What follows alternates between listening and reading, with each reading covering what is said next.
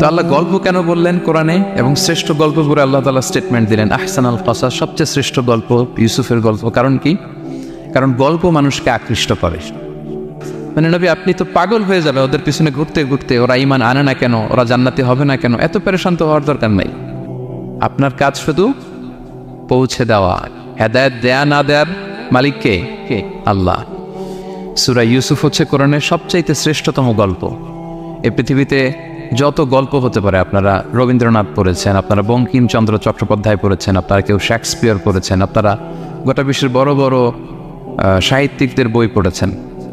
যত সাহিত্য হতে পারে, যত স্টোরি হতে পারে, যত গল্প হতে পারে, এমনকি কোরআনের অন্যান্য গল্পগুলোর চেয়েও এটা শ্রেষ্ঠ, অনন্য, অনবদ্য, আনপ্যারালাল।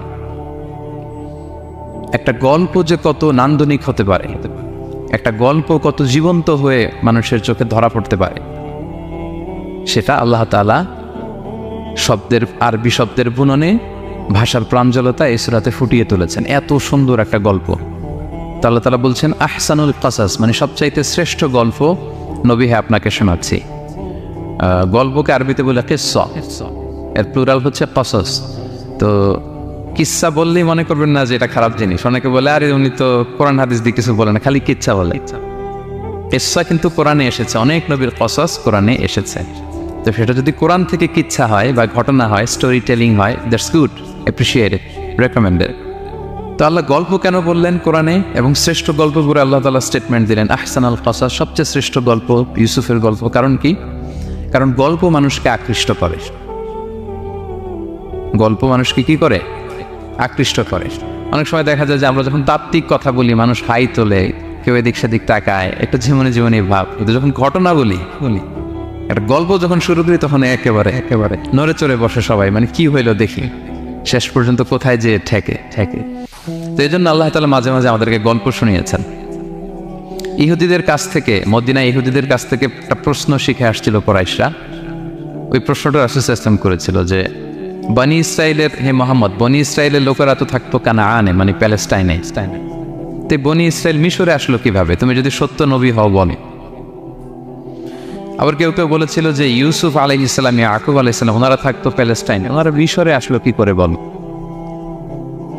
আবার সাহাবারা মাঝে মাঝে মক্কায় বলতেন, ইয়া রাসূলুল্লাহ, শুধু জান্নাত জাহান্নামের আয়াত, আখিরাতের আয়াত, তাওহীদ শিরকের আয়াত, এগুলো আমাদেরকে বলা হয়, কোনো ঘটনা কোরআনে বলা হয় না কেন? আমাদেরকে যদি একটা ঘটনা শোনাতেন আমরা ইন্সপায়ার্ড হতাম। এই চাহিদা, এই প্রশ্নগুলোর আলোকে আল্লাহ তাআলা অ্যান্সার হিসেবে সূরা ইউসুফকে নাজিল করেছেন। তাহলে শোনো, আহসানুল কসাস, একটা গল্প কত মাধুর্যময় হতে পারে শোনো। এবং এর মধ্যে দিয়ে আল্লাহ তাআলা বলেছেন বনি ইসরাইল কিভাবে প্যালেস্টাইন থেকে ইজিপ্টে মাইগ্রেট করলেন। এভাবে অনেক নবীদের ঘটনা আল্লাহ তাআলা কোরআনে আমাদেরকে শুনিয়েছেন। আল্লাহ তাআলা বলছেন রুসুলান কদ কসাসনাহুম আলাইকা মিন ক্বাবলু ওয়া রুসুলান লাম নাকসুসহুম আলাইক। অনেক নবীর ঘটনা হে নবী আপনাকে আমি শুনিয়েছি, আবার অনেক নবীর ঘটনা আমি শোনাইনি। তো যেগুলো আমি শুনিয়েছি এগুলো আবার আপনি আপনার উম্মতদেরকে শোনান। ফাকসুসিল কসাসা লাআল্লাহুম ইয়াতাফাক্কারুন। আপনি এই কিচ্ছাগুলো, ঘটনাগুলো আপনার উম্মতকে শোনান, যাতে করে তারা চিন্তাশীল হতে পারে। তাহলে এটা হচ্ছে ইন্ট্রোডাক্টরি ডিসকাশন, প্রাথমিক কথা, যে গল্প মানুষকে আকৃষ্ট করতে পারে, এজন্য গল্প মানুষের মনে দাগ কাটে, এবং একটা গল্প কত পাওয়ারফুল হতে পারে, নান্দনিক হতে পারে, এটা এই সূরার মধ্য দিয়ে আল্লাহ তাআলা আমাদেরকে বুঝিয়েছেন। আমরা কিন্তু প্রায় মহামানবদের গল্প শোনাই, সফল মানুষদের গল্প শোনাই। মিডিয়াতে মাঝে মাঝে দেখবেন যে কিছু প্রোগ্রাম করে যে সফল মানুষদের গল্প। তো গল্পগুলো কেন বলে? তাদের সফলতার গল্প শুনলে নিজেরও সফল হতে মনে চায়, মানুষ মোটিভেটেড হয় সফল মানুষের স্টোরি শুনলে। এখানে আপনারা অনেক ব্যবসায়ী আছেন, জীবনের শুরুটা ছিল অনেক কষ্টের, তাই না? একটা সময় পাড়ি দিয়ে এখন very big business magnate in Kuala Lumpur, মাশাআল্লাহ, অনেক বড় ব্যবসায়ী। তা আপনার হিস্ট্রিটা যদি আমাদের সাথে শেয়ার করেন, গল্পটা যদি বলেন, তখন আমরা অনুপ্রাণিত হব। এই জন্য আল্লাহ তাআলা কোরআনে আমাদেরকে গল্প শোনান। তো এই সূরা থেকে আমরা কি কি শিখি? প্রথম যে লেসনটা আমরা শিখি সেটা হচ্ছে, যেহেতু আমি একেবারে ক্রিম লেসনগুলো আপনাদের সামনে আনবো, পুরো সূরাটা কভার করা তো সম্ভব হবে না। প্রথম লেসন হচ্ছে সূরাতে ইউসুফ থেকে, যে স্বপ্ন কারোর সাথে শেয়ার করতে নেই। স্বপ্ন যেটা মানুষ ঘুমিয়ে ঘুমিয়ে দেখে, এটাও স্বপ্ন। আবার আরেকটা আছে যেটা মানুষকে ঘুমাতে দেয় না, ওইটাও স্বপ্ন। যেটা মানুষ ঘুমায় দেখে, এটাও স্বপ্ন। আবার যেটা পাবার আকাঙ্ক্ষা মানুষকে ঘুমাতে দেয় না, ওইটাও কি? স্বপ্ন, ওটারে ভিশন বলে। এই দুইটার একটাও কারোর সাথে শেয়ার করতে নেই। ঘুমের স্বপ্নও শেয়ার করবেন না, আর আপনার যে লং ভিশন ওইটাও শেয়ার করবেন না কারোর সাথে। এটা হচ্ছে প্রথম লেসন, স্বপ্ন শেয়ার করতে নেন। ছোট্ট ইউসুফ আলাইহিসসালাম স্বপ্ন দেখলেন 11টা তারা, চাঁদ, সূর্য ওনাকে সেজদা করতেছে। এই স্বপ্ন দেখি তার বাবার সাথে শেয়ার করলেন ইয়াকুব আলাইহিসসালামের সাথে। ইয়াকুব আলাইহিসসালাম বললেন, লা তাকুসুস রুইয়াকা আলা ইখওয়াতিকা ফায়াকিদু লাকা কাইদা। ইউসুফ, তুমি আমাকে বলেছো ভালো, কিন্তু তোমার ভাইদের বলতে যেও না আবার, তাহলে তারা তোমার প্রতি কি করবে? জেলাসি করবে, ষড়যন্ত্র করবে। আর নি'মাতু মাহসুদা, এটা পৃথিবীর চিরাচরিত নিয়ম। আপনি যদি কোনো ব্লেসিংস পান আল্লাহর পক্ষ থেকে, অন্যদের চেয়ে আপনি একটু ডিফারেন্ট হন, আপনার অনেক কিছু থাকে, এটা সবার ভালো লাগবে না। আপনার ভালো জিনিস সবার ভালো লাগবে না। আপনার এই ভালো জিনিসের কারণে অনেকে আপনাকে ঘৃণা করবে। সো স্পেশালি যদি কোনো ভালো স্বপ্ন দেখেন, অ্যাট দ্য সেম টাইম খারাপ স্বপ্ন যদি দেখেন, এটা আপনি শেয়ার করবেন না কারোর সাথে। কারণ স্বপ্ন এটা কেবলমাত্র মন মস্তিষ্ক প্রসূত কোনো বিষয় না। মুমিন জীবনে এটা অনেক অর্থবহ। মাঝে মাঝে স্বপ্নের মাধ্যমে আল্লাহ মানুষকে বার্তা দেয়, ইলহাম পাঠায় স্বপ্নের মধ্য দিয়ে। এজন্য বিজ্ঞ, প্রাজ্ঞ, শুভাকাঙ্ক্ষী কাউকে শেয়ার করা যায়। যার জ্ঞান নেই বা ব্যক্তিগত জীবনে পাপী, ভালো মানুষ নয় বা হিংসুক টাইপের, এদের কাউকে আপনার কখনো স্বপ্ন শেয়ার করবেন না। ভালো স্বপ্ন দেখলে শুকরিয়া করবেন আল্লাহর, আলহামদুলিল্লাহ, আল্লাহ কবুল করো। খারাপ স্বপ্ন দেখলে পানাহা চাবে আল্লাহর কাছে। সুনানে তিরমিজিতে একটা বাব আছে, একটা চ্যাপ্টার, বাব লা তাকুসুর রুইয়া ইল্লা আলা আলিম আও নাসিহ। ভালো আলেম অথবা শুভাকাঙ্ক্ষী ছাড়া স্বপ্ন কাউকে বলতে যেও না, এই অনুচ্ছেদের নাম। এরপর এর কারণটা কি? কারণটা হচ্ছে ফাইন্না রুইয়া তাফাউ আলা মা তুআব্বার। স্বপ্নের ব্যাখ্যা যেমনটা করা হয় তেমনটাই হয়। আপনি একটা স্বপ্ন দেখলেন, একজনকে একটা বললেন, সে হুট করে একটা ব্যাখ্যা দিয়ে দিল, ওইটাই হয়ে যাবে। এটা আপনার জন্য ভয়ঙ্কর হয়ে যেতে পারে। লা ইউহাদ্দিসু বিহা ইল্লা লাবিবান আও হাবিবা। আপনার শুভাকাঙ্ক্ষী, আপনার বন্ধু, আপনার ভালো চায়, এদেরকে বলতে পারে। কিন্তু যার এই ব্যাপারে জ্ঞান নেই, হুটহাট করে ব্যাখ্যা করবে, এরকম কাউকে বলা যাবে না। কারণ যেমন ব্যাখ্যা করা হবে তেমনটা হবে। ইউসুফ আলাইহিসসালাম ভালো স্বপ্নের ব্যাখ্যা জানতেন, ইয়াকুব আলাইহিসসালাম ভালো স্বপ্নের ব্যাখ্যা জানতেন, আল্লাহ রাসূল সাল্লাল্লাহু আলাইহি ওয়াসাল্লাম ভালো স্বপ্নের ব্যাখ্যা জানতেন। আবু বকর রাদিয়াল্লাহু তাআলা আনহু সাহাবীদের মধ্যে সবচেয়ে ভালো স্বপ্নের ব্যাখ্যা জানতেন। ইভেন রাসূল সাল্লাল্লাহু আলাইহি ওয়াসাল্লাম মাঝে মাঝে স্বপ্ন দেখে আবু বকরকে বলতেন, দেখি ব্যাখ্যা করো তো তুমি। তাবিঈদের মধ্যে মুহাম্মদ ইবনে সিরিন খুব ভালো স্বপ্নের ব্যাখ্যা জানতেন। এক লোক এসে মুহাম্মদ ইবনে সিরিনকে বলল যে, আমি দেখলাম আমার ছেলে পানি খেতে খেতে পেটটা এত বড় হয়ে গেছে। এই একই স্বপ্ন আরেকটা লোকও দেখলো, দেখে এক মূর্খের কাছে জিজ্ঞেস করলো। সে বলল, সর্বনাশ, এত বড় পেট হয়ে গেছে, তোমার ছেলে তো মারা যাবে। ঠিকই কয়েকদিন পরে ছেলেটা মারা গেল। আর একই স্বপ্ন দেখে এই লোক মুহাম্মদ ইবনে সিরিনকে জিজ্ঞেস করেছিল, উনি বলেছেন যে তোমার ছেলে তো অনেক বড় আলেম হবে। ঠিক তাই হয়েছে, ওই ছেলে অনেক বড় আলেম হয়েছে। তো ফাইন্না রুইয়া তাফাউ আলা মা তুআব্বার। স্বপ্নের ব্যাখ্যা তেমন হয় যেমন এটার ব্যাখ্যা করা হয়। রাসূল সাল্লাল্লাহু আলাইহি ওয়াসাল্লাম একবার স্বপ্নে দেখলেন যে তিনি, ওনাকে দুধ দেয়া হয়েছে, বাটিতে দুধ খাচ্ছেন, পরে আঙ্গুলের ফাঁক থেকে দুধ বেরোচ্ছে। এই সামান্য একটু দুধ রাসূল সাল্লাল্লাহু আলাইহি ওয়াসাল্লাম ওমরে ফারুককে দিলেন। সাহাবারা বললেন, মাদা আউয়ালতা বিহি ইয়া রাসূলুল্লাহ, এটা তাবিল কি? তখন বললেন, আউয়ালতু বিহি আল ইলম, এটা দিয়ে আমি জ্ঞান বুঝিয়েছি। মানে ওমরে ফারুকের আল্লাহ তাআলা অনেক জ্ঞান দিবে। স্বপ্নে কেউ দুধ খাচ্ছেন, এটা আপনার জ্ঞানের প্রতীক। রাসূল সাল্লাল্লাহু আলাইহি ওয়াসাল্লাম স্বপ্নে দেখলেন লোকজন দাঁড়ানো, কারো গায়ের জামা এতটুকু, কারো এতটুকু, কারো হাঁটু পর্যন্ত, আর ওমরে ফারুক জামা একেবারে টেনে হিঁচড়ে যাচ্ছে। তো সাহাবারা বললেন, মাদা আউয়ালতা বিহি ইয়া রাসূলুল্লাহ, এই স্বপ্নের তাবিল কি, ব্যাখ্যা কি? রাসূল সাল্লাল্লাহু আলাইহি ওয়াসাল্লাম বললেন, আউয়ালতু বিহি আদ-দীন আত-তাকওয়া, এটা দ্বারা আমি দিনদারি বুঝিয়েছি। মানে ওমরে ফারুকের দিনদারি অনেক বেশি। স্বপ্নে কেউ ছোট জামা দেখলে তার দিনদারি কমতেছে, এটার একটা আলামত। তো এই জন্য হুট করে স্বপ্নের কথা কাউকে শেয়ার করতে নেই। রাসূল সাল্লাল্লাহু আলাইহি ওয়াসাল্লাম ফজরের সালাতের পরে মসজিদে নববীতে সালাম ফিরিয়ে সাহাবাদের দিকে মুখ ফিরিয়ে বসতেন, তাসবিহ পড়তেন, এরপর জিজ্ঞেস করতেন, হাল রাআ আহাদু মিনকুম আল বারিহাতা রুইয়া, গত রাতে কেউ কোনো স্বপ্ন টপ্ন দেখেছে নাকি? তো তখন সাহাবারা এই স্বপ্ন বলতেন, রাসূল সাল্লাল্লাহু আলাইহি ওয়াসাল্লাম ব্যাখ্যা করতেন। সুবহানাল্লাহ, কত সৌভাগ্যবান ছিলেন তারা। তাহলে স্বপ্ন বলা যাবে নাকি কাউকে?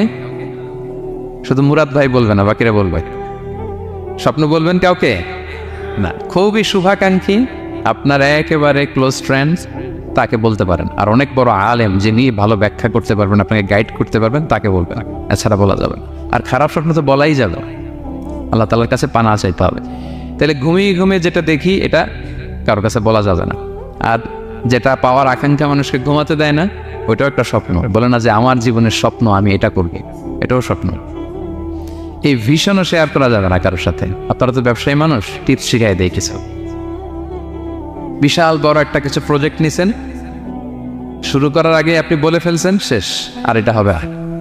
দেখবেন যে এখান থেকে কনস্পিরেসি, ওইখান থেকে শত্রুতা, ওইদিকে এটা করছে ওইটা করছে, আপনি আর আগাতেই পারবেন না। দুঃখজনক হলেও সত্য, আমরা বাংলাদেশিরা তো এগুলোতে অভ্যস্ত। সবার মধ্যে কম বেশি জেলাসি কাজ করে ন্যাচারালি, আমাদের বাংলাদেশিদের এটা আরও বেশি। আমি আমার প্রায় আলোচনাতে বলি যে আমাদের জাতীয় খেলা হাডুডু হওয়ার কারণ হচ্ছে এই খেলার ধরনটাই এমন, একজন সামনে যেতে চায়, 10 জন পা ধরে পিছনে টানতে চায়। তো একটা গল্প শুনেছিলাম এরকম, যে এক লোক জাহান্নাম ভিজিট করতে গেছে, এক এক দেশের লোকদের জন্য এক এক জাহান্নাম, প্রত্যেক জাহান্নামের উপর একজন রক্ষী ফেরেশতা। তো দেখতেছে একটা জাহান্নামের আশেপাশে কোনো রক্ষী ফেরেশতা নেই। তো বললো যে সব জাহান্নামের উপরে রক্ষী ফেরেশতা যাতে বেরোতে না পারে কেউ, এই জাহান্নামের কোনো রক্ষী ফেরেশতা নাই কেন? এটা কোন দেশের? বলতেছে এটা বাংলাদেশের জাহান্নাম। কেউ যদি কোনো রকম বের হইতে যায়, বাকিরা টেনে আবার টুকায় ফেলবে, বেরোয়া যাবে না এখান থেকে। তো এটা নাকি বাংলাদেশের জাহান্নাম। এটা জাস্ট একটা মজার ছলে গল্প করলাম আর কি। তো আপনি আপনার ভিশন শেয়ার করলে বিপদে পড়ে যাবেন। আপনি প্রপার হোমওয়ার্ক করবেন, গ্রাউন্ড ওয়ার্ক করবেন, কাউন্সেলিং করবেন, প্রজেক্ট দাঁড় করাবেন, লঞ্চিং প্রোগ্রামের দিন সবাইকে জানাবেন, সব রেডি। এবার আর কেউ কিছু করতে পারবেন, এটা দাঁড়াই গেছে, সব রেডি।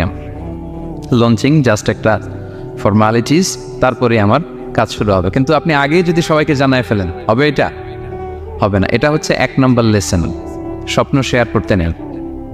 এই লেসনটা কি ক্লিয়ার? প্রিয় ভাই এবং বোনেরা, আচ্ছা মুভিং অন, 2 নম্বরে চলে যায়। সূরা ইউসুফের 2 নম্বর লেসন হচ্ছে চরিত্র হচ্ছে মানব জীবনের সবচেয়ে দামি সম্পদ, আপনার ক্যারেক্টার। আমরা ছোটবেলায় পড়েছি না যে when money is lost, nothing is lost, health is lost, something is lost, character is lost, সব শেষ। এটা অনেক দামি সম্পদ। সো এই মোরাল স্ট্যান্ডার্ড বা আপনার এথিক্স, এটাতে কোনো কম্প্রোমাইজ করা যাবে না। চরিত্র শেষ তো সব শেষ।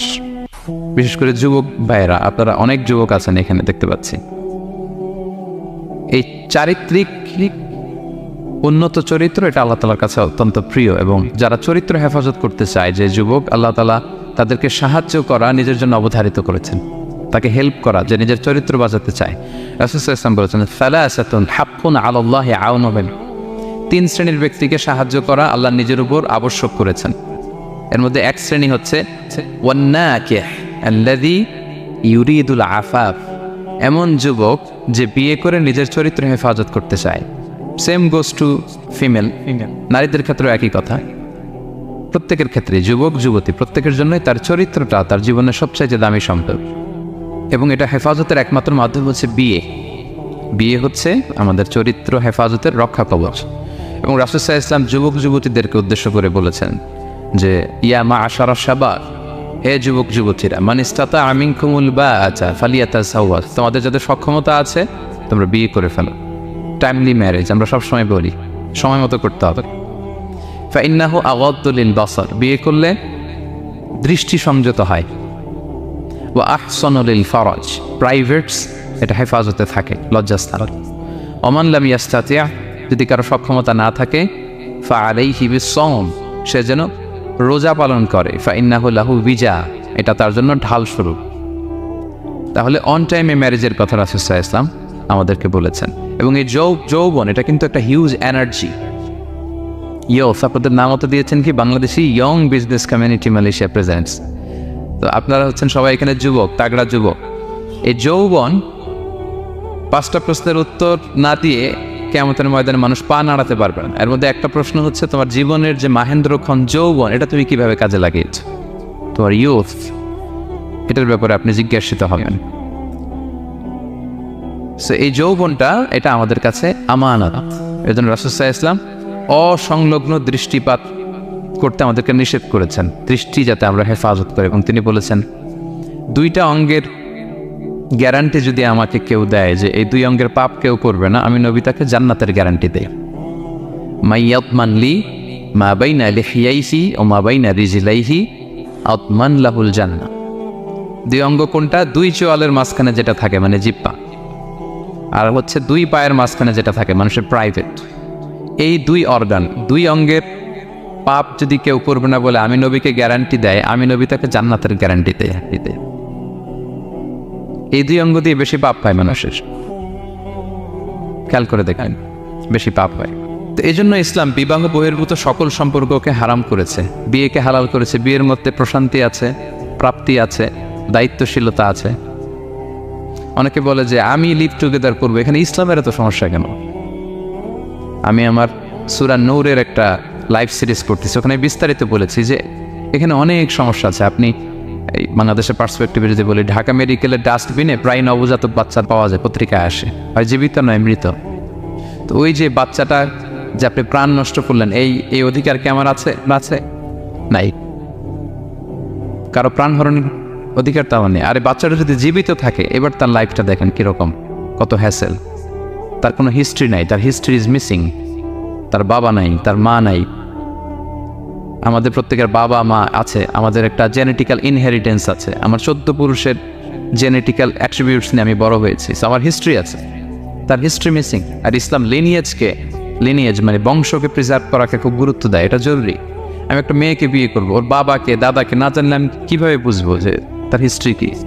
একটা ছেলেকে কেউ বিয়ে করবে, তার বাপ দাদা 14 পুরুষ হিস্ট্রি না জানলে, তার গ্রাম নাই, তার নাম নাই, তার পরিচয় নাই।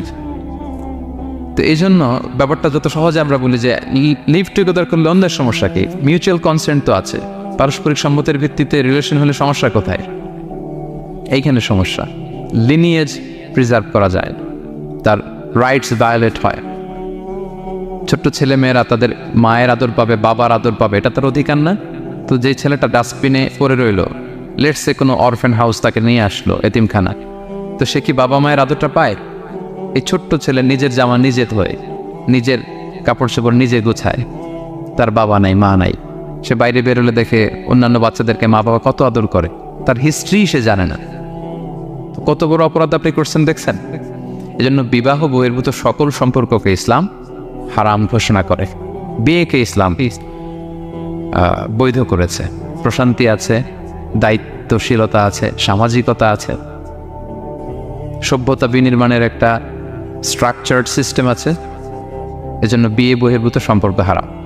আপনারা জানেন যে সুন্দরী জুলাইখা ইউসুফ আলাইহিসসালামকে পাপের প্রস্তাব দিয়েছিল, নিষিদ্ধ প্রেমের প্রস্তাব দিয়েছিল। 7টা দরজা বন্ধ করে, ওয়াগাল্লাকাতিল আবওয়াবা ওয়া ক্বালাত হাইতা লাক, 7 দরজা লক করে বলেছিল এসো।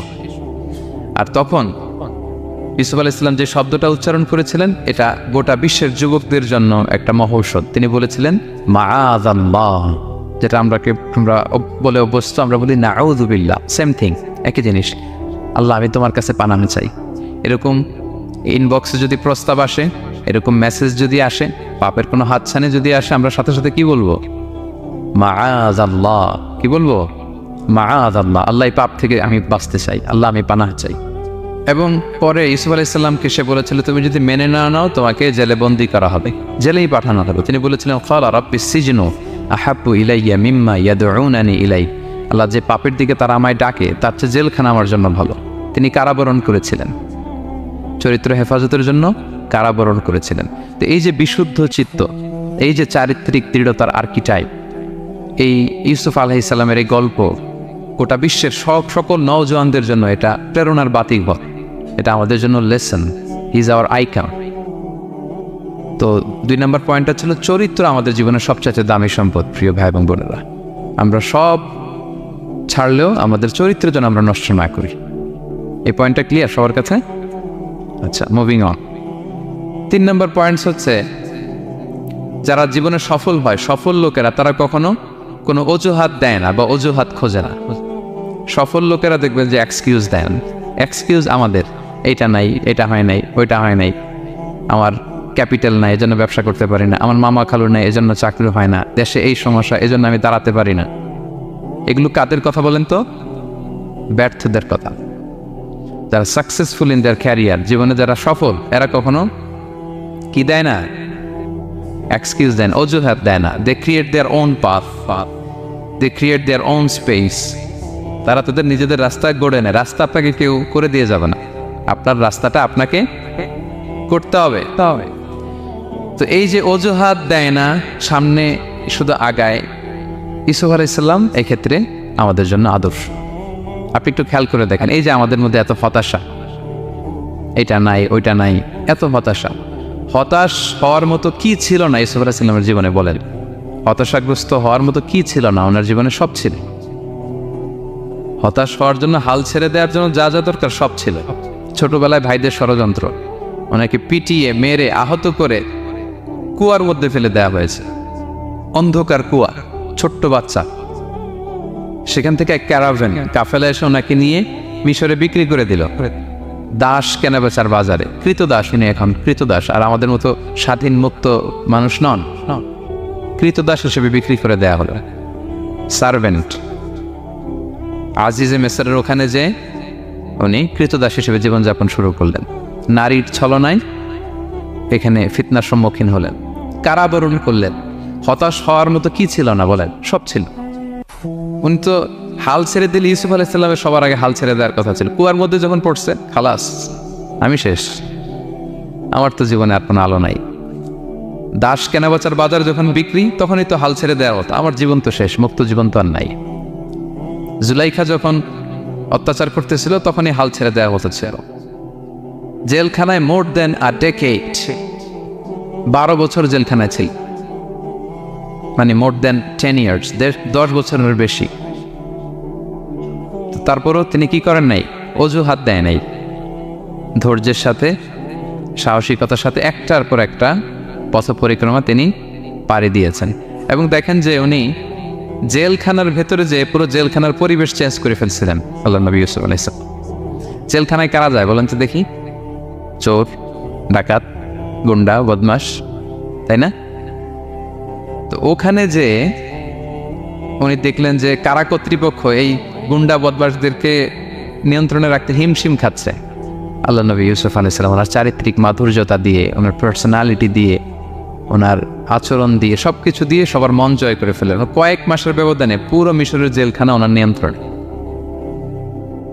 সবার অসুস্থ যারা সেবা শুশ্রূষা করলেন, যাদের কাউন্সেলিং দরকার কাউন্সেলিং করতে লাগলেন। মাঝখানে আবার 2জন কয়েদি স্বপ্ন দেখলো, তারা দেখলো যে এখানে স্বপ্ন বলতে হলে ইউসুফকেই বলতে হবে। ইউসুফ আলাইহিস সালামের কাছে বললো, উনি সুন্দর স্বপ্নের ব্যাখ্যা করলেন। এরপর প্রপার একটা টাইমে দাওয়াতি কাজ শুরু করলেন। তার মানে আপনার রাস্তা যদি একটা বন্ধ হয়, আরো 10টা খোলা, ঠিক কিনা? একটা দরজা বন্ধ, আল্লাহ তাআলা আরো অনেকগুলো দরজা খুলে দিবেন। One door is closed, many doors are open, আরদুল্লাহি ওয়াসিআ। দাওয়াতি কাজ আপনি করতে চাইলে অনেক জায়গা খোলা আছে। এবং জেলখানা, কারাবরণ, কোনো কিছু দিয়ে আল্লাহ নবী ইউসুফ আলাইহিস সালামকে দমানো যায়নি। দমানো গিয়েছে না। যেন সফলরা এগুলো বলেন, আমি তো কারাবরণ করছিলাম, আমি তো 10 বছর ছিলাম না, আমার তো এই সমস্যা। এগুলো সফল লোকদের কথা না। আপনারা নেলসন ম্যান্ডেলার নাম শুনেছেন? সাউথ আফ্রিকার প্রথম প্রেসিডেন্ট। উনি কত বছর কারাবরণ করেছিলেন জানেন? 27 বছর। 27 বছর উনি জেলখানায় ছিলেন। আজকে ওনার মৃত্যুর এত বছর পরেও কুয়ালালামপুরের এই ইফতার প্রোগ্রামে ওনার কথা আমরা স্মরণ করতেছি। কি সাকসেসফুল না? অত দূরে যাওয়ার দরকার নেই। আমি যদি এই দেশের দিকে তাকাই, what about the honourable prime minister Anwar Ibrahim? কয় বছর?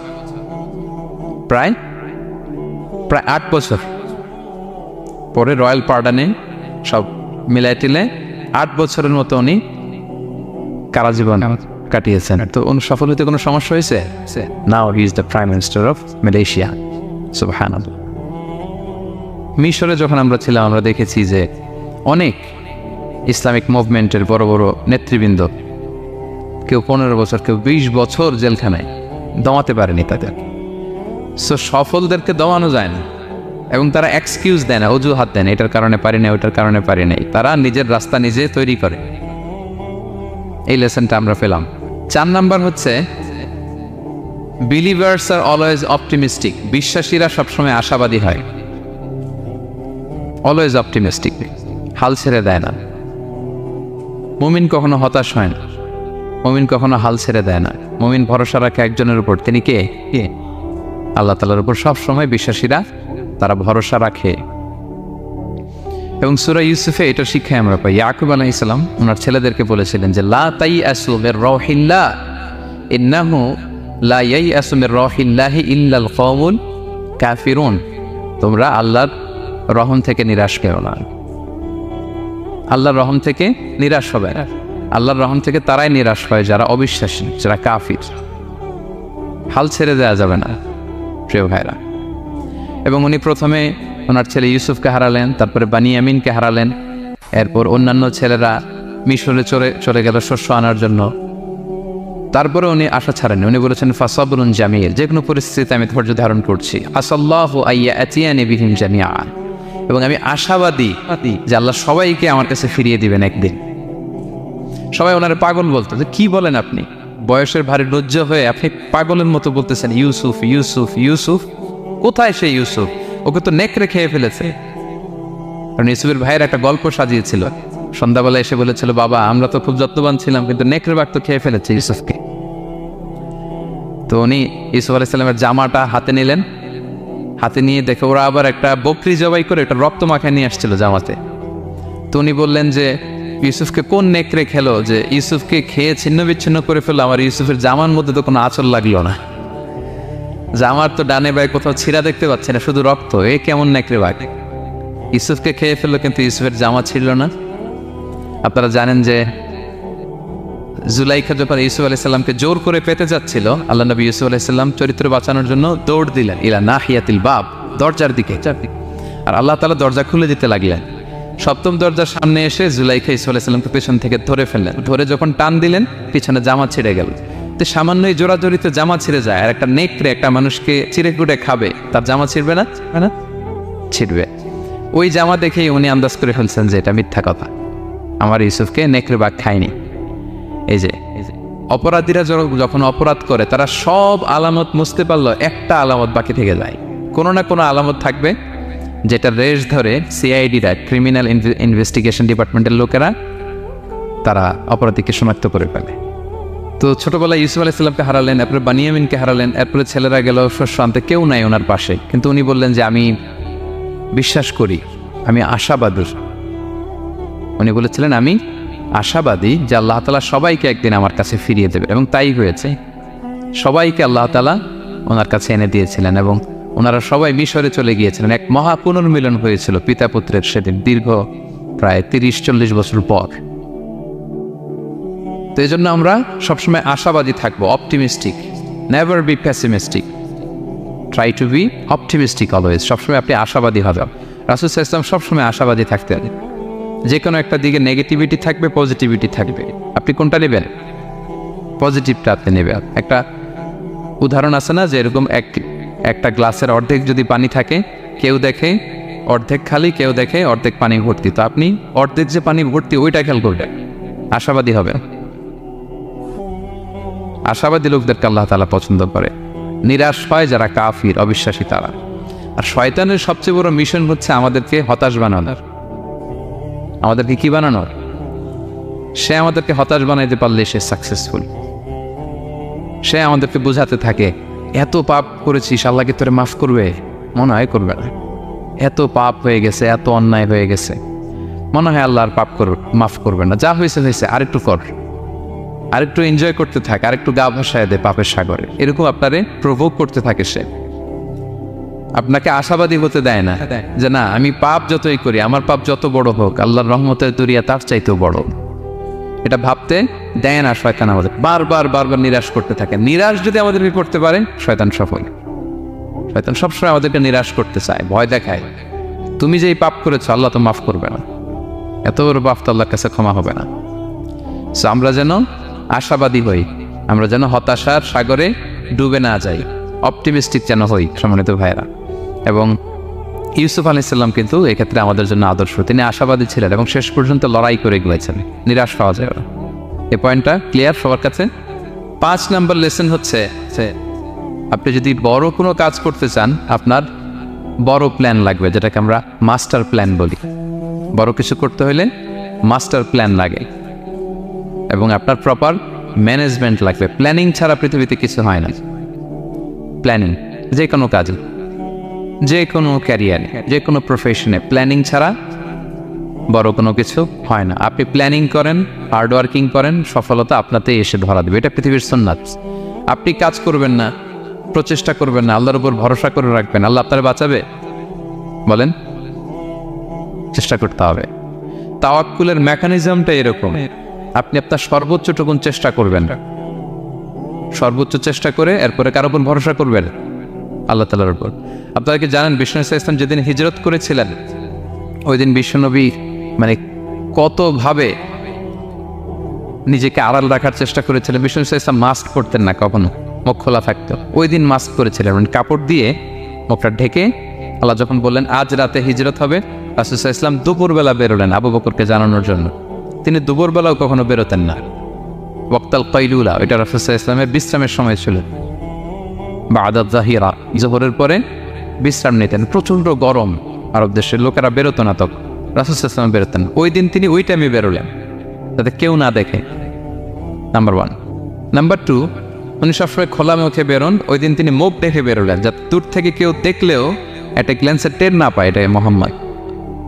নাম্বার 3, আবু বকর রাদিয়াল্লাহু তাআলার কাছে যেয়ে বলেন, আবু বকর যারা ঘরে আছে একটু বের করো, খুব কনফিডেন্সিয়াল একটা কথা।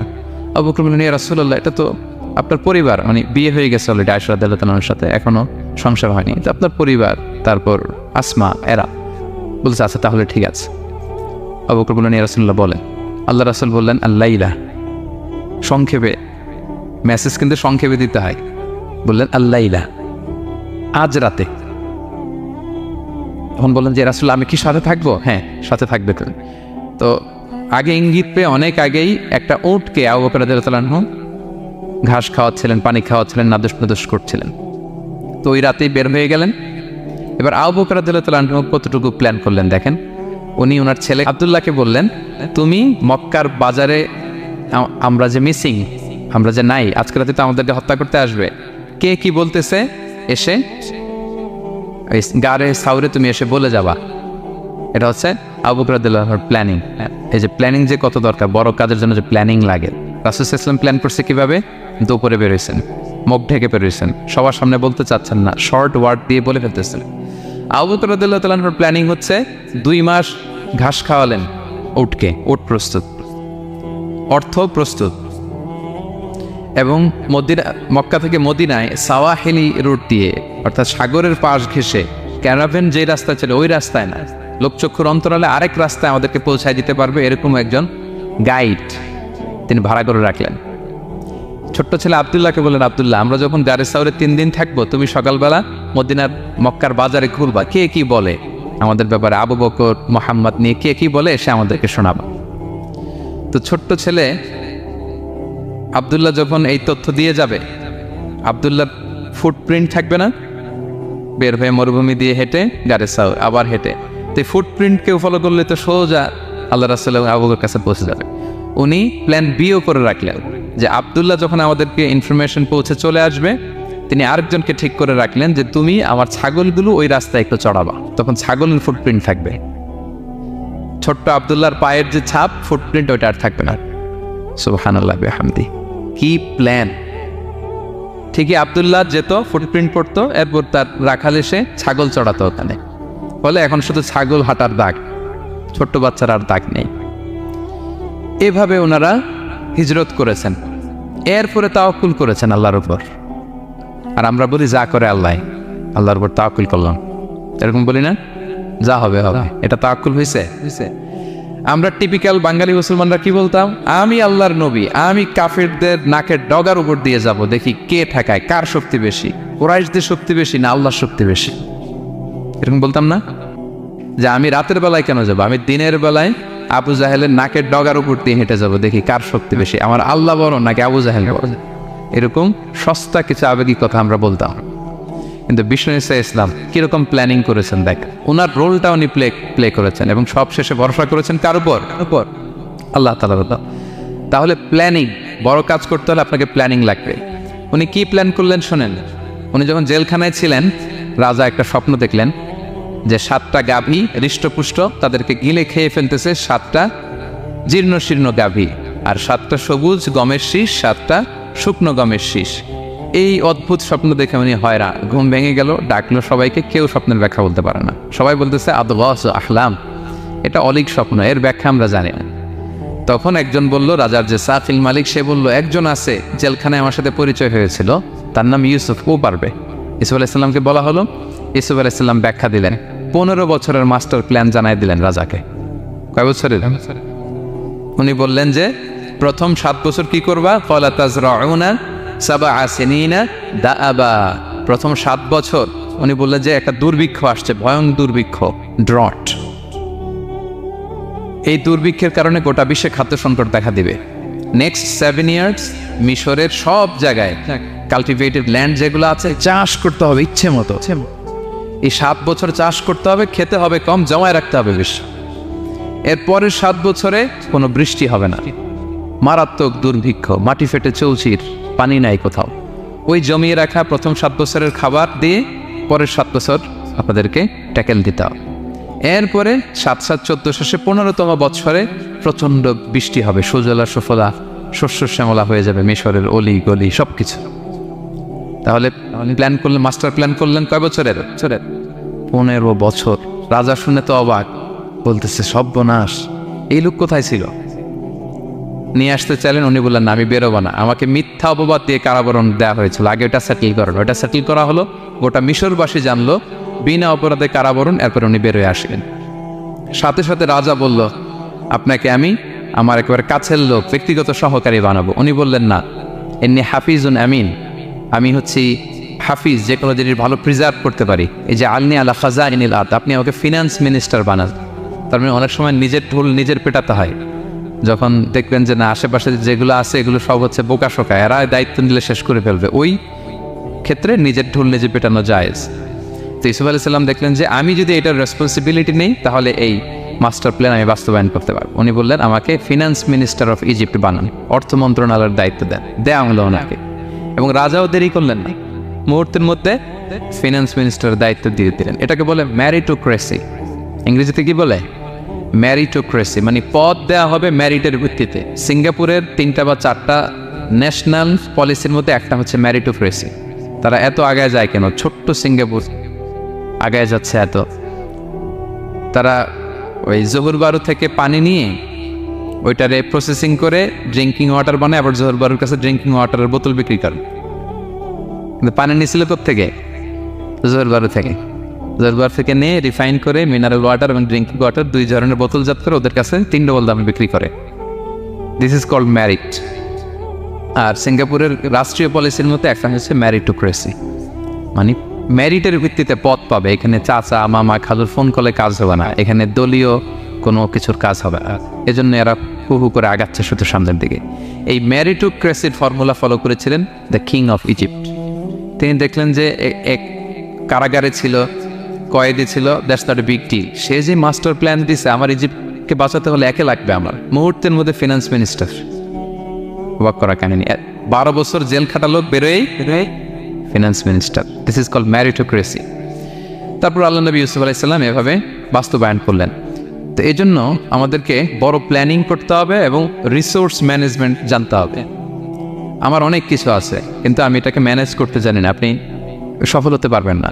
আপনার অ্যাসেট আছে, টাকা আছে, নলেজ আছে, কিন্তু আপনি ম্যানেজ করতে জানেন না। আপনার ম্যানেজমেন্ট না থাকলে সফলতা আসবে না। বিশেষ করে যখন এটা গভর্নমেন্ট রিসোর্সের ব্যাপার আসে, গভর্নমেন্ট রিসোর্সকে এটা চমৎকারভাবে ম্যানেজ করতে হয়। আপনারা কি জানেন পৃথিবীতে ডেইরি প্রোডাক্টের জন্য কোন দেশ সবচেয়ে বিখ্যাত? ডেইরি? হ্যাঁ, নিউজিল্যান্ড। আর এখানে অস্ট্রেলিয়া। এখানে ডাচ লেডি একটা দুধ আছে, খান আপনারা? ডাচ লেডি কোন দেশের? নেদারল্যান্ডের বা হল্যান্ডের। হল্যান্ডে যেই পরিমাণে গরু আছে, ইথিওপিয়াতে তার 5 গুণ বেশি গরু আছে। আফ্রিকান একটা কান্ট্রি আছে ইথিওপিয়া, হল্যান্ডের 5 গুণ বেশি গরু তাদের দেশে। কিন্তু পৃথিবীতে ডেইরি ফ্যাক্টরিতে হল্যান্ড আগানো ইথিওপিয়ার চেয়ে 10 গুণ বেশি আগানো। কারণ ওদের গরু বেশি, কিন্তু ম্যানেজমেন্ট নাই। কীভাবে ডেইরি প্রোডাক্ট ওরা বের করবে, এই রিসোর্স ম্যানেজমেন্টটা জরুরি। আমাদের বাংলাদেশে আল্লাহ তাআলা অনেক রিসোর্স দিয়েছেন, এটার ম্যানেজমেন্ট নেই। আমাদের এই যে Cox's Bazar the longest sea beach, অনেককে বললে চিনেও না। আমি অনেক জায়গায় বলেছি যে গর্ব করে যে আমাদের তো লংগেস্ট সি বিচ, জানো কোথায় আবার এটা লংগেস্ট সি বিচ, চিনেই না কক্সবাজারকে। কিন্তু আমাদের ট্যুরিজম মিনিস্ট্রি কিন্তু এই রিসোর্সগুলোকে ম্যানেজ করে গোটা বিশ্বের ট্যুরিস্টদেরকে অ্যাট্রাক্ট করতে পারতো না ম্যানেজমেন্টের দুর্বলতা। আমাদের সিলেটে যে হিল ট্রাক্টস এরিয়া, পাহাড়ি এরিয়া, চা বাগান, এটা অনেক বড় ট্যুরিস্ট অ্যাট্রাকশন হতে পারতো। আমাদের বান্দরবানে একবার একটা ক্যাবল কার বানাইছিল, এটা কয়েক সপ্তাহের মধ্যে ছিঁড়ে পড়ছে। এই ঘটনা শুনলে বিদেশিরা তো দূরের কথা, আপনি উঠবেন ওটাতে আপনার বাচ্চা কাচ্চা নিয়ে?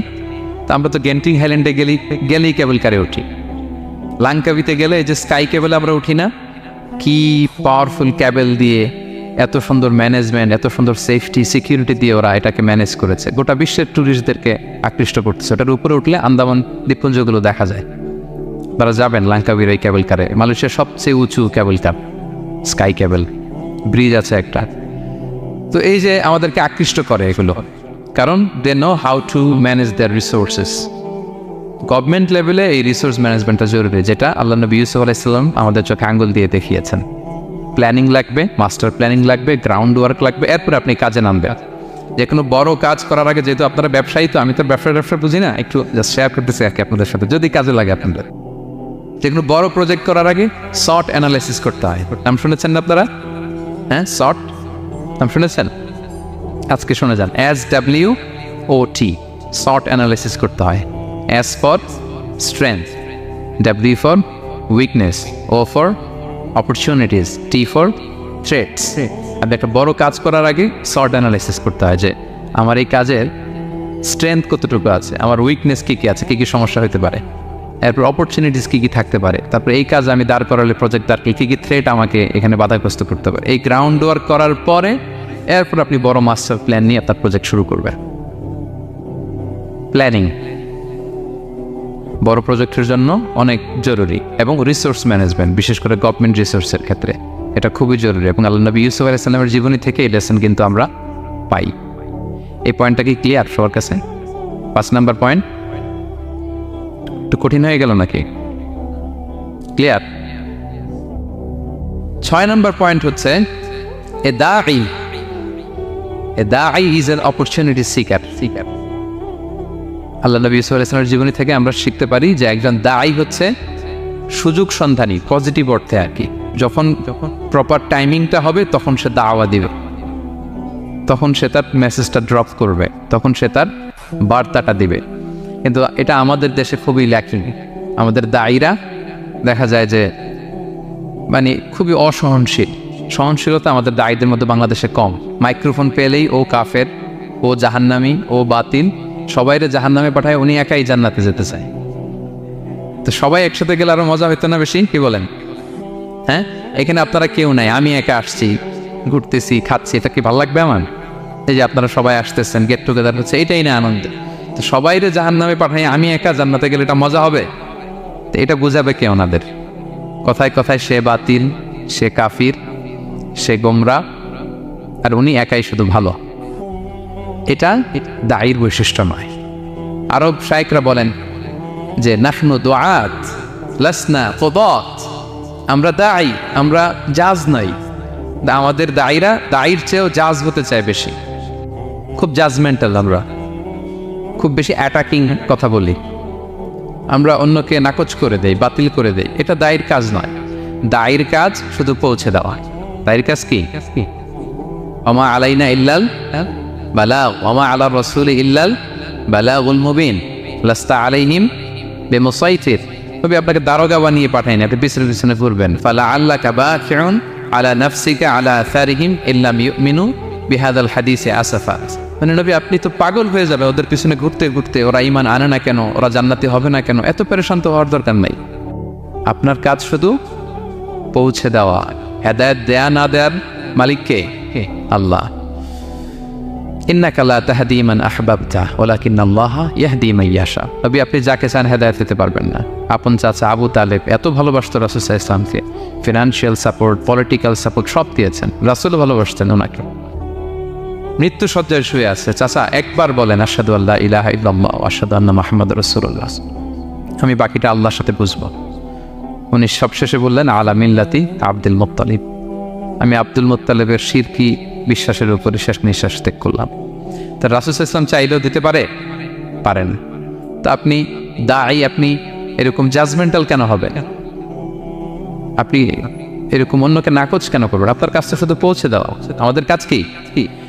একজন দাঈ মোটেও জাজমেন্টাল হবে না, তিনি শুধু পৌঁছে দিবেন এবং প্রপার টাইমিং এর অপেক্ষায় থাকবেন। ইউসুফ আলাইহিস সালাম জেলখানায় ঢুকেই লা ইলাহার দাওয়াত দেননি, আগে সবার মাঝে নিজের একটা শক্ত অবস্থান নিশ্চিত করেছেন। যখন দেখেন যে না কেউ বিপদে বলে ওনার কাছে আসে, পরামর্শ চাইলে ওনার কাছে আসে, উনি ভাবলেন এই তো আমার টাইম। এরপর উনি শুরু করলেন মানে তাওহীদের কথাকে, শিরককে উচ্ছেদ করে তাওহীদ প্রতিষ্ঠার কথা এত সুন্দর আপনি সূরা ইউসুফের মধ্যে যেভাবে পাবেন অন্য কোথাও এরকম পাবেন না। অনেক সুন্দর করে এখানে তিনি দাওয়াত দিয়েছেন। তো দায়ীর কাজ হচ্ছে প্রপার টাইমিংটা করা। একজন দায়ী সবার সাথে মিশবে, দল মত নির্বিশেষে, গোটা বিশ্ব তার দাওয়াতি প্ল্যাটফর্ম। সে অনলাইনে, সে অফলাইনে, সে ক্যামেরার সামনে, সে কিবোর্ডে, সে মুসলিমের কাছে অমুসলিমের কাছে, সবার কাছে আপনি মিশবেন। অনেক অমুসলিমরা আমাদের কথা শোনে, অনেক হিন্দু ভাইরা কথা শোনে, অনেক বৌদ্ধরা কথা শোনে, অনেক নাস্তিকরা কথা শোনে। হিজ মাই অডিয়েন্স। অনেক গুন্ডা মাস্তান আমাদের কথা শোনে। আপনি ওদের সাথে বসবেন, হাফ প্যান্ট পরে বসছে, গলায় স্বর্ণের চেইন, মদের গ্লাস নিয়ে বসছে, বসেন আপনি। দেখেন না এবি ক্লিও কি সুন্দর করে চলে যায়, সুন্দর করে। যে উনি আমাকে বলতেছে যে শায়েক, আমি যে অনেক মেয়েদের সাথে বসি টসি, আমি কিন্তু মনে মনে শুধু আস্তাগফিরুল্লাহ পড়ি। আমাকে বলতেছে শায়েকে যে আপনি দেখছেন ইন্দোনেশিয়াতে এখানে সেখানে আমি চলে যাই বিভিন্ন মতের বারে, এখানে সেখানে, আমি কিন্তু মনে মনে আস্তাগফিরুল্লাহ পড়ি। তার মানে তার চিন্তা চেতনা কত সুন্দর দেখেন, যে ওখানে তো যাইতে হবে আমাদের। পাপের জায়গায় আড্ডাখানায় না গেলে আপনি দাওয়াতটা দিবেন কোথায়? সো প্রপার একজন দায়ী is an opportunity seeker. Say proper timing বুঝে দাওয়াতটা দিবে। এবং একজন দায়ী দল মত নির্বিশেষে সবার কাছে কোরআনের কথা পৌঁছাবেন। যেই দায়ী ভেদাভেদ করেন অডিয়েন্সের মধ্যে, তিনি এই দাওয়াতি কাজের উপযুক্ত নন এবং দাওয়াতের এই মহান মর্যাদাকে তিনি হানি করছেন। একজন পটেনশিয়াল দায়ীর এরিয়া গোটা বিশ্ব। 7 নাম্বার সর্বশেষ লেসন হচ্ছে success isn't a destination, success is a journey. আমরা সফলতাকে অনেক একটা ডেস্টিনেশন মনে করি, ওই যে আমার সফলতা, আমি ওখানে পৌঁছলেই সফল, বাস খালাস, আর কিছু লাগবে, এটা হয়ে গেছে, আমি সফল না। Success isn't a destination. সফলতা এটা কোনো গন্তব্যের নাম নয়, এটা একটা journey, journey to journey, journey to journey, চলমান প্রক্রিয়া। সফলতার কোনো শর্টকাট হয় না, হয় অনেক কাঠখড় পুড়িয়ে জীবন যুদ্ধের প্রতিটি অধ্যায়ে নিজেকে প্রমাণ করে করে একটু একটু করে আপনি সফল হবেন, একটু একটু করে আগাবেন। ইটস এ জার্নি, এটা কোনো ডেস্টিনেশন নয়। এবং সফল হওয়ার পথ পরিক্রমায় কোনো লিফট নেই, সিঁড়ি বেয়ে উপরে উঠতে হয়। কি বেয়ে? কিন্তু আমরা সফল হতে চাই কিভাবে? ডাইরেক্ট 100 তলায় তো আমি সফল, উপরে সবার উপরে আমি, এইভাবে চাই সফলতাটা। সবার উপরে উঠে যাব, গোল্ড মেডেল গলায় পরাই দিবে, আমরা সাকসেসফুল না। সফলতার রাস্তায় কোনো লিফট থাকে না, কি দিয়ে উঠতে হয়? সিঁড়ি বেয়ে ঘাম জড়িয়ে উঠতে হয়। দেখেন, শুধু আলোর মুখ দেখার জন্য মায়ের পেটে আমাদের কত সময় লাগছে বলেন তো? জাস্ট একটু লাইট, 9 মাস 10 মাস সময় লাগছে শুধু একটু আলো দেখবো, একটু আলোর মুখ দেখার জন্য আমার লাগছে 9 মাস। আর এখানে আমরা শর্টকাট ফিজিক্যালি কি খুঁজে? সফলতার কোনো শর্টকাট নেই। অল্প এফোর্টে যারা সফল হতে চায় এরা কোনোদিন সফল হয়নি। ইউসুফ আলাইহিস সালামের জীবনীটা একটু খেয়াল করেন, একটু একটু করে তিনি সামনের দিকে গিয়েছেন এবং সবশেষে ইজিপ্টের ফিনান্স মিনিস্টার হয়েছেন। এজন্য ধৈর্য ধারণ করতে হবে, নিজের সর্বোচ্চটুকু উজাড় করে দিয়ে আপনার রোলটা আপনি প্লে করবেন, এরপর আল্লাহ তাআলার উপর ভরসা রাখবেন। কিন্তু অনেক চেষ্টার পরেও যদি কাঙ্ক্ষিত সফলতা না পান, হতাশ হওয়ার কিছু নেই। কারণ বিশ্বাসীর সফলতা শুধু দুনিয়াতে না, বিশ্বাসীদের সফলতা আখিরাত পর্যন্ত বিস্তৃত, ওইটা আসল সফলতা। ফামান যুহজিহা আনিন নারি ওয়া উদখিলাল জান্নাতা ফাকাদ ফাজ। যে জাহান্নাম থেকে মুক্তি পেল, জান্নাতের নিশ্চয়তা পেল, সেই সফল। তা আমরা যেন সেই সফলতার জন্য অপেক্ষা করি, আমরা যেন দুনিয়া আখিরাত উভয় জাহানে সফল হতে পারি। আল্লাহ তাআলা আমাদের সবাইকে কথাগুলো বোঝার ও আমল করার তৌফিক দান করুন।